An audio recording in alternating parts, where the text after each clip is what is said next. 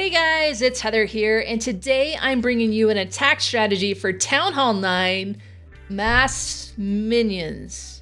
Mass Minions? Town Hall 9 3-star attack against Max Town Hall 9's anti 3-star bases, 3-starring them with Mass Minions? Yeah, it's a thing. I totally saw it happen in one of the weekend arranged wars that I do. I was blown away by it. I mean, it's really, guys, it's like the ultimate swag you can do on a base. Like, I'm just going to completely destroy your base with minions. How does that even happen? Well, I sought out to discover who came up with this idea. It led me to Snip Attacks. He let me know that other guys have been doing this attack. He got it from them, but he is really behind the whole mass minion movement. And so I've been talking to him, and we are going to do an event this Tuesday, December 6th. We're going to open up 2 clans, allow Town Hall 9s to join. Come and do your best mass minion attacks. Each attack must have at least 40 minions in it.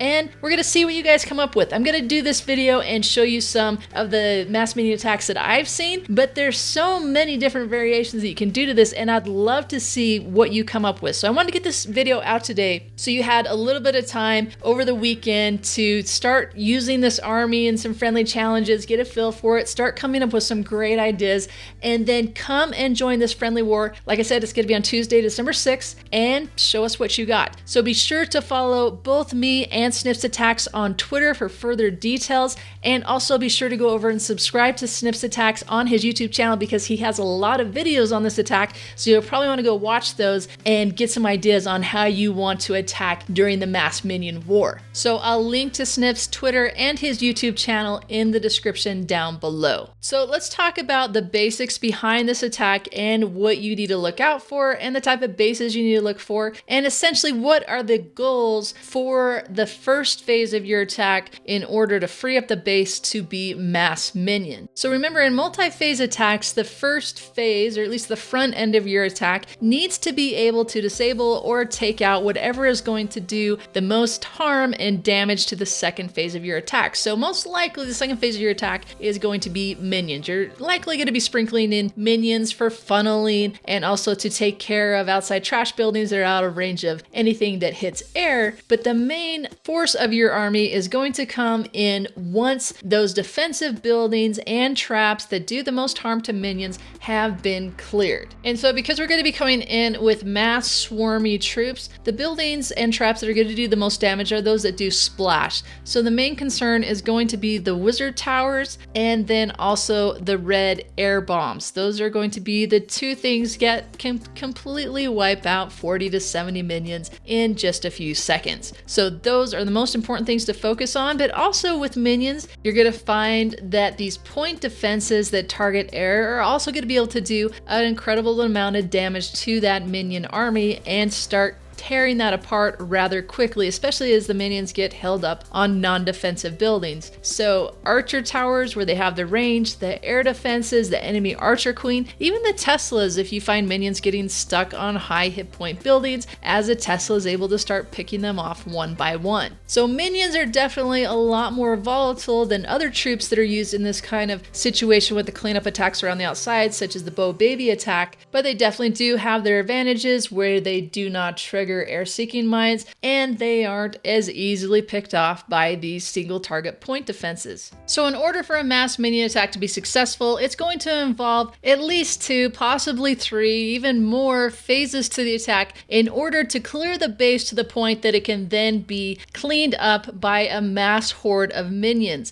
So the most popular phases that you can use to do a mass minion, number 1 is going to be a queen charge, because the queen is going to be able to take down wizard towers and air defenses and the enemy archer queen, as well as the clan castle, just the queen charging with rage and her healers. The other phase of the attack that's going to be popular is using your king along with clan castle bowlers to be able to take down other sections of the base. And you're going to see that quite often in these different replays. So as you're scouting the base, you're going to have to look at it in pieces and in chunks and determine how you're going to take out each section of the base, how you're going to deal with the archer Queen, how you're going to deal with the clan castle, how you're going to deal with wizard towers. So probably the number one thing you want to look at is how many wizard towers you are going to be able to get with your queen charge portion of the attack. And depending on how many wizard towers you can get, that then can change the rest of your army. The fewer wizard towers, Tesla farms, red sinking air mines that you can disable during your queen charge means that you are going to have to use other things such as more lava hounds, more balloons,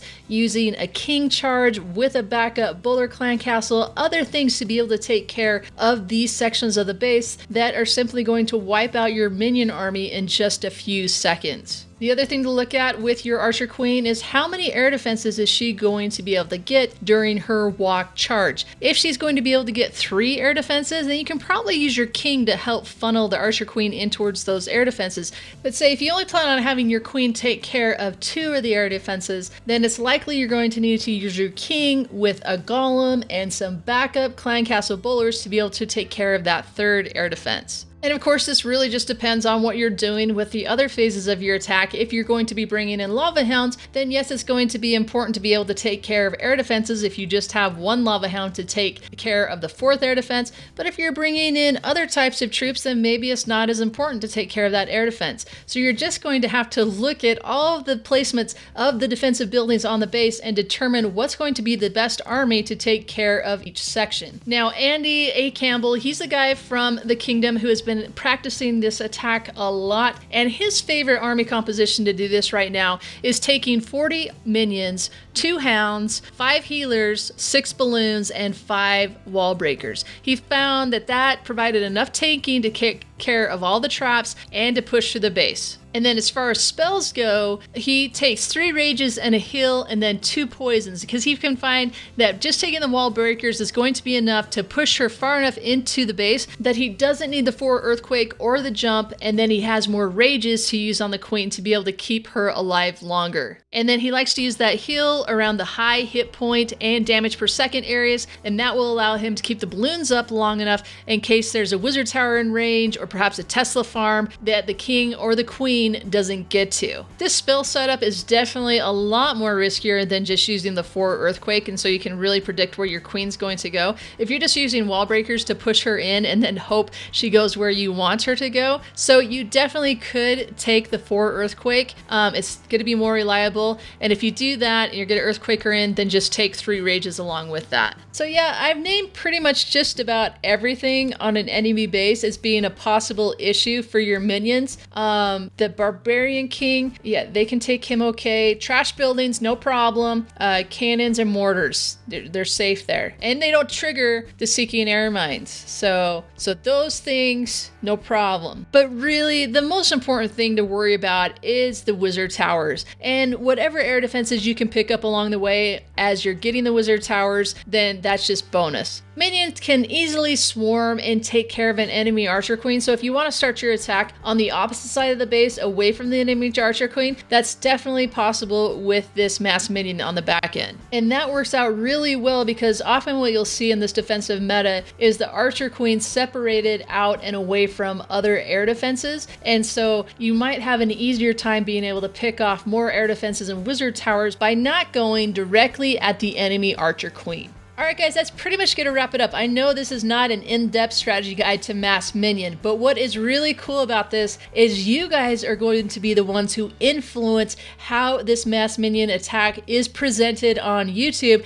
and come up with new strategies and ideas on how to use Mass Minions in war attacks. So start practicing now and then join the friendly war on December 6th. We're going to open up the clans at 3 p.m. Pacific Standard Time, and we're going to have the clans open for a few hours, allow everybody to join, and then we'll start up a 24-hour war, which will give you plenty of time to, doesn't matter what your time zone is, you can get your attacks in. So be sure to follow me on Twitter because that's where I'm going to be announcing the names of the clans and their clan tags so you can join. And there has already been a huge response to this event. Those clans are likely to fill up really quickly. So if that happens, keep an eye out on Twitter because we may open up a third and fourth clan to be able to meet the demand of everybody who wants to be a part of this event. It's going to be super cool. We have multiple streamers that want to be involved in this. Shibaloo is going to be streaming part of this on Wednesday, so that is going to be really cool. I can't wait to see what that dude comes up with and what he looks like during the stream. So this should be a lot of fun. I hope that a lot of you can come and join it, and we can get some really cool strategies out there into the open about how to do this mass minion attack. So if you like this video, be sure to like it, and if you love it, subscribe,